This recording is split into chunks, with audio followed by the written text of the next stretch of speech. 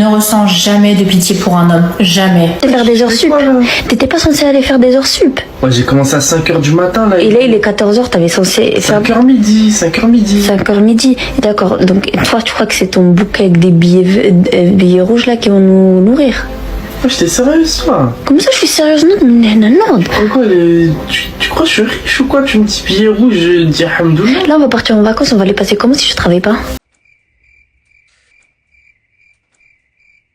Première chose que mon mec n'a pas le droit de faire, c'est de retirer sa localisation. En fait, pourquoi tu vas retirer ta localisation? Je suis censée savoir en temps, en heure, en minutes, en secondes, en millième de seconde où il est et ce qu'il fait. Un ex à moi, comme il m'avait fait quelque chose de vraiment impardonnable, j'ai tenté de mettre le feu à son immeuble. Pour moi, mon mec a pas le droit d'adresser la parole à des meufs quand je suis pas là, et quand je suis là, il doit me demander la permission avant de leur parler. Sachez qu'il y a des meufs, elles vous gardent sous le coude juste pour pouvoir coucher de temps en temps parce que voilà, elles ont des besoins.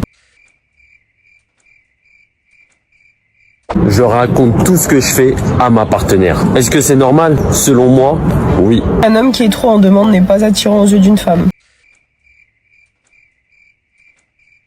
Il y a une meuf, elle a dit j'ai tellement vécu l'hystérique love que je ne saurais pas aimer sainement. C'est trop réel. Je pense que les mecs, ils ont pas compris un truc chez nous les femmes. On ne veut pas que vous fassiez ce qu'on vous demande de faire, on veut que vous fassiez par vous-même. Imagine ton mec, il veut te tromper, mais genre il ne peut pas te tromper, pas qu'il ne veut pas, mais genre il ne peut pas.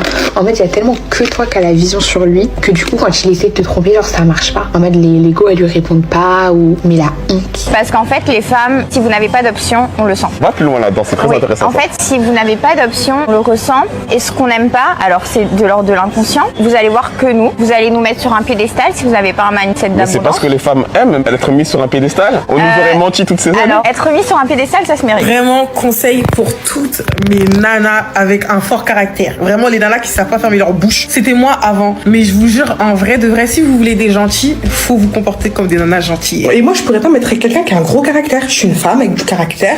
Il me faut quelqu'un qui m'apaise. Tu saurais t'occuper d'une femme qui est plus âgée que toi? Oui, bien sûr.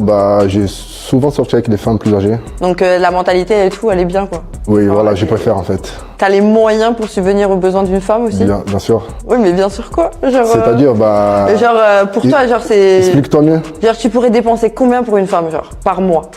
Je sais pas, y a pas une somme, je peux pas te dire sur mes actes. Maintenant, elle te dit, bon, moi chez Louis Vuitton, je veux un sac à 4000, tu lui payes? Si j'ai les moyens, oui, bien sûr. Mais la question c'est, est-ce que t'as les moyens? Ça dépend de ce que tu veux, je peux pas donner des chiffres. Là maintenant t'es en couple avec moi, ça fait 2 ans, et on va chez Louis Vuitton et chez Hermès, et voilà. Et je te demande de dépenser 10 000 là maintenant. Si ça te fait plaisir, oui.